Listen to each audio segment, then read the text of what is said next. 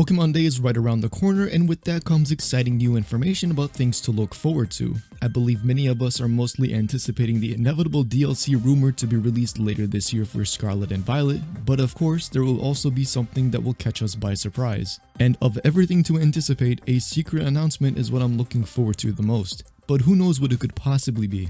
Let's dive into what exactly we can most likely expect and the content that comes with it when talking about the DLC, and determine what kind of fun awaits us for Pokemon Day overall. Let's get it.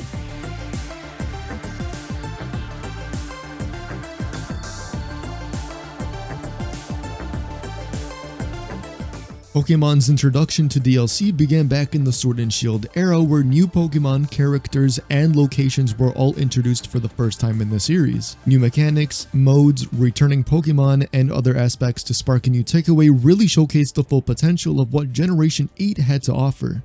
We see this again with Legends Arceus introducing more story elements but then stopped. I've said it before and I'll say it again. Gen 8 would not have been as good as it was without the DLC. But it makes you wonder if development didn't grant them enough time to work on it to have all of the Isle of Armor and Crown Tundra content to be included to the original game. Regardless of what the circumstances may be, that is the outline that we have to go off of going into Scarlet and Violet's DLC. I believe we can expect brand new Pokemon to be introduced, and I want to say a good chunk of new Pokemon that we have never seen before will surface Generation 9 as a whole. Whether it is being introduced through new characters that we may meet for the first time or investigating new locations, it's safe to say that the outline of what we've seen before can surely equate to what we can expect here. It could mean a whole new storyline similar to Calyrex in the Crown Tundra, and to go on all these quests to complete the story and learn more about the Pokemon. Storylines like these for me personally get me invested, so if we see this formula again, I really wouldn't mind it. It's much better than encountering rare and unique Pokemon out of nowhere without actually diving into learning more about them. Will there be a new phenomenon that goes beyond future and past paradox forms? We know form changes have played a big part in Pokemon over the years. The concept of two Pokemon becoming one has always been a fan favorite, though I doubt that we'll revisit this as we just did this recently and got something like this in the last generation with Calyrex, but who knows if there will be something even beyond that for Game Freak to introduce for us for the first time. Generation 9 has been very ambitious so far, so at most I could expect something of that magnitude to be cooking up for us in the background. With that being said, could there be another book involved to reveal new information about it?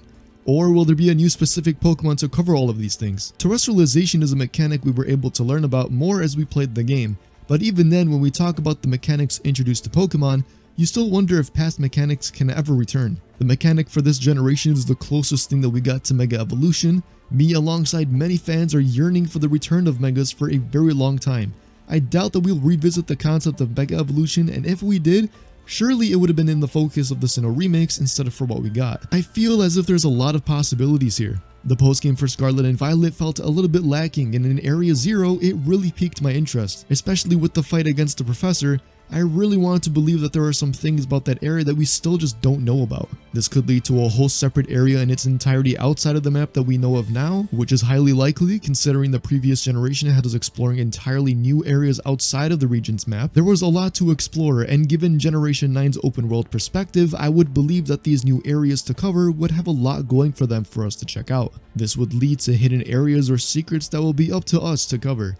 I really enjoyed the exploration in this game, so I'm sure they won't disappoint us when these new maps arrive. Though I do wonder if there will be any returning legendaries for us to actually catch. We know that a select amount of legendaries are already in the code of the game and will be available when Pokemon Home gets updated for us to transfer them over to the game, but even then, will there be something similar to the legendary raid dens back in Sword and Shield? Rather than legendary and mythical distribution events, it's really great seeing past legendaries return in the game. Having those events and finding your way and making your way throughout the game to find them really does pique someone's interest to have them feel indulged into the game itself. Regardless, they really did spice up the VGC format, and for Generation 8, of course if they brought back to Generation 9, it would surely spice up the things for even that format as well. In general, it's just great seeing the return alongside the other Pokemon that were cut from the game. The spreadsheet that showed the sprites in the style of Generation 9 was leaked, but of course it's not going to confirm that all of the Pokemon there are going to return, but it's nice to see the up-to-date versions of them so that we could essentially lead to most of them, if not a majority of them, returning for Scarlet and Violet. But the sprites that we saw are most likely in relations to Pokemon Home, and that could be just the end of that.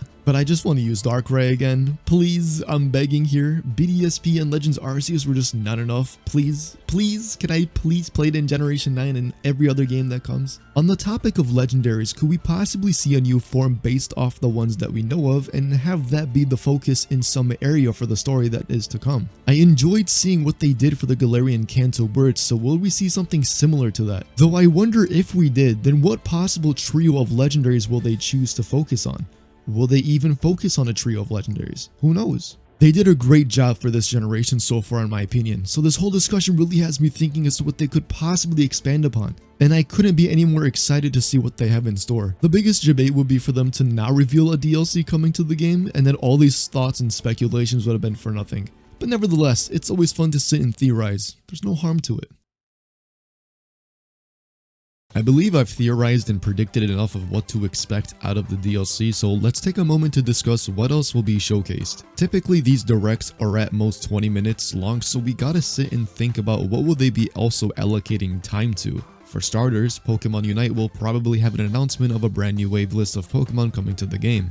My wish list in some way is slowly coming true as of late with Aegislash, Tyranitar, and Dracopult. So I wonder what possibility of Pokemon out of this list will come true next. I think the game is getting better over time with new items and balance patches being released every now and then, and I think the longevity in general for this game is looking pretty good in the future. I personally have no idea who plays Pokemon Cafe, but I will not be surprised if there was an update regarding to it adding a new Pokemon visiting the cafe. Probably some big events for Pokemon Masters, a game I personally don't play, but I see a lot of activity and discussion over it on Twitter.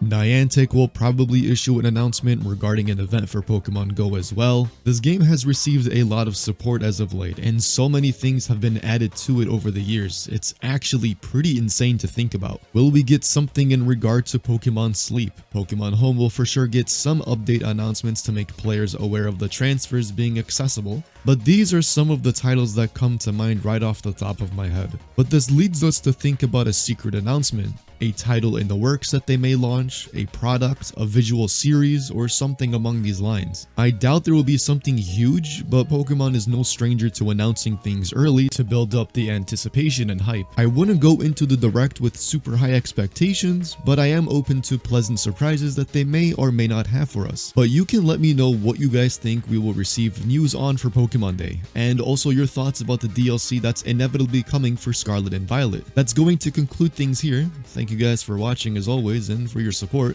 And if you guys want to play Pokemon Battle Revolution online against people and compete in tournaments, then feel free to join the Discord server down below, linked in the description box. With that being said, take care of yourselves, and I'll see you guys in the next one. Peace out.